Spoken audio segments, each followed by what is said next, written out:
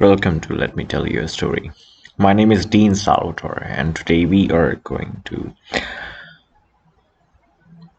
tell you a story about Arachne.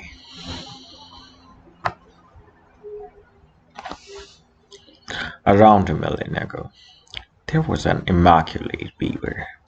Her name was Arachne. She had a prowess to fabricate the most magnificent paradigm exhibitions. Her propensity to knit with a persistent approach captivated every woman, and every child that had the fortune to have a glimpse of her knitting modus operandi. The essence that resided in her patterns manifested the glisten of the most priceless relics that outclassed even the gleaming desire of the stars. However, as her prowess magnified with time, she consumed the ingredient of pride, and it is then she began to divulge a sense of overbearing gestures as she persistently boasted the art of embellishing that resided in her craft. She began to consider her artistic aesthetics and manifestation better than any goddess. This overbearing sentiment caught the eye of the goddess of prudence and beavers, Athena. Athena felt disrespected and decided to examine Arachne's warehouse. She camouflaged her essence with the disguise of an old woman and found Arachne's work to be spectacular to the core.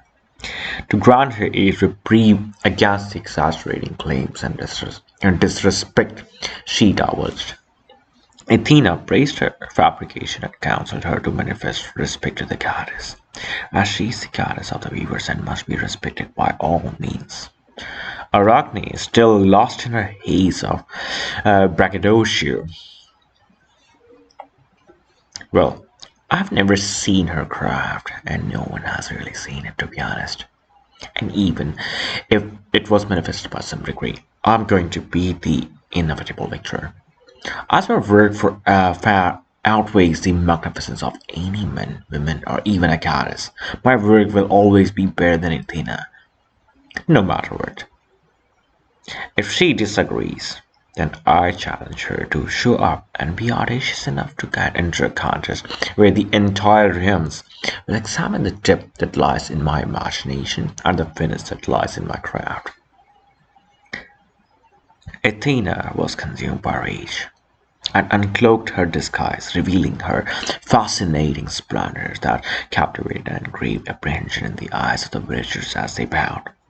However, Arachne was unperturbed and still clasped her claims without a hint of respect and fear. Poor child, you have no idea what you are up against. You still clasp the arrogance like it's going to fuel your cause. As you have disrespected me beyond any measure, you are about to pay the dreadful price, as I'll crush your pride. Agree to settle the nonsensical dispute that you have surged amidst your wretched existence. As the evening arrives and the sun takes its last breath, this filthy warehouse of yours will become the domain where I'll crush your hubris, break your spirit, and send your untamed vanity to the precipice of eternal oblivion. Athena underestimated the competencies and the fervor that resided in Arachne's persistent knitting.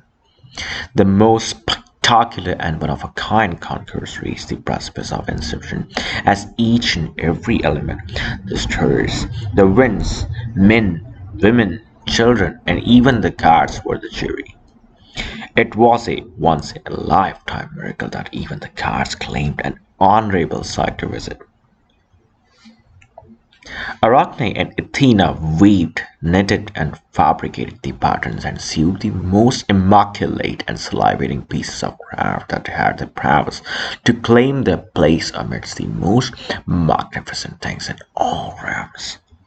Their work exhibited the finish of the most exquisite insight that has the prowess to captivate the hardest essence in the entirety of the universe.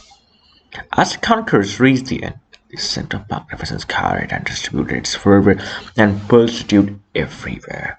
Even the gods were astounded and carried away amidst the song manifested by their crafts. Athena created an embroidery which was the most immaculate manifestation of the primordial essence of the gods and the goddesses. She fabricated the prominence of her essence as she conquered Athens and dominated, eviscerated, and vanquished Poseidon. This depicted the true prominence of gods and goddesses amidst mankind. While Arachne was embroidering a contrasting argument that confided Athena's masterpiece amidst the purgatory of transgression and malfeasance, she fabricated the abduction of Europa, orchestrated by Zeus, depicting the outrageous, biased, and atrocious paradigm that has been manifested by the gods and the goddesses through the ages.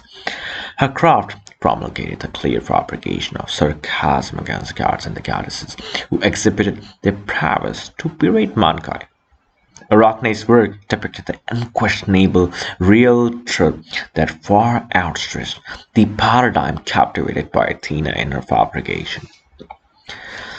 Despite the audacious manifestation and judgment of the filthy misdemeanors concocted by the gods through the ages, confided in Arachne's work, the engraved and undeniable verdict was that it was a profound, magnificent, and prolific manifestation that outweighed even Athena's fabrication.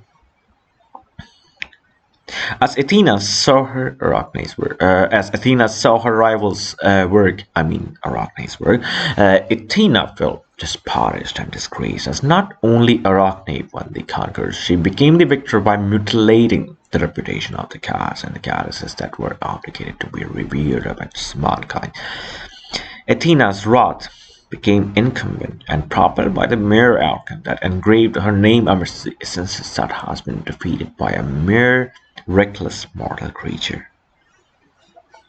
To counterfeit and divulge her reprimanding gesture, she incinerated Arachne's work and lambasted Arachne as she hit Arachne's head with the same needle she equipped to fabricate the paradigm.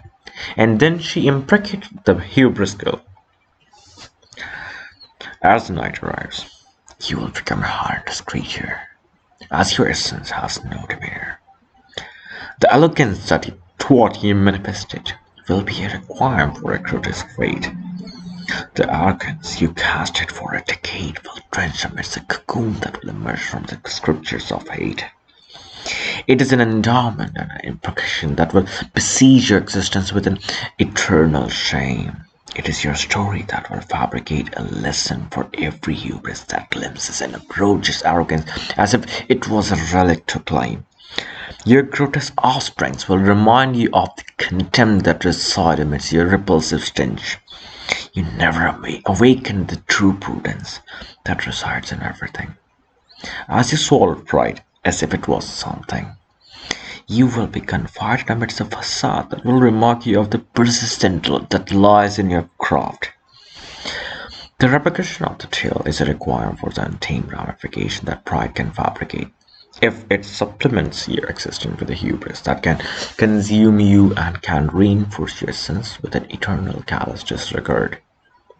So, when you do something, never boast, exaggerate, and stain its prominence with any adulterated ethicness, especially hubris. The manifestation of pursuit lies in its essence, and it must be towelled with the flavor of fervor and honor.